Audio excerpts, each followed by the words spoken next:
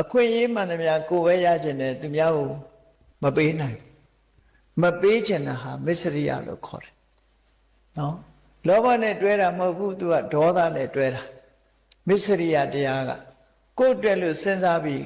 ကိုယ်ပိုင်ဆိုင်လာပြီဆိုလို့ရှိရင်တစ်ဖက်သားကိုရန်လုတ်တတ်တဲ့သဘောရှိတယ်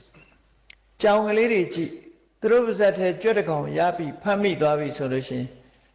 ရန်လုတ်တော့တာပဲလေ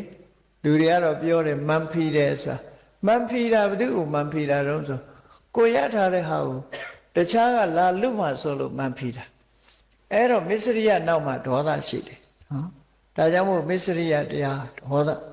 ကိုပိုင်ထားတဲ့အရာကိုသူများကိုရှယ်ယာမလုပ်နိုင်တာမစ္စရိယအိတ်တာဆိုတာကြတော့သူများကြီးပွားတာကိုမနာလို့မရှုစိတ်ဖြစ်တာအိတ်တာ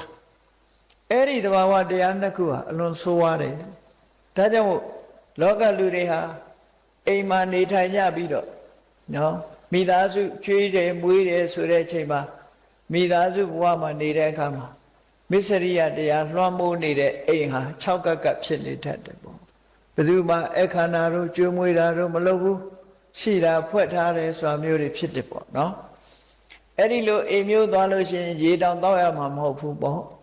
ဒီလိုဆိုတာပေါ့အဲ့တော့မစ္စရိယကင်းတဲ့အိမ်မျိုးဖြစ်ရမယ်နေ့စဉ်ဘဝမှာမစ္စရိယကင်းတဲ့မိသားစုမျိုးဖြစ်ရမယ်ဆိုအဲ့ဒီလိုဖြစ်လို့ရှိရင်ဒီအိမ်ဟာကုသိုလ်တွေရပြီကုသိုလ်တွေမပြတ်စီးဆင်းနေတဲ့အိမ်ဖြစ်တယ်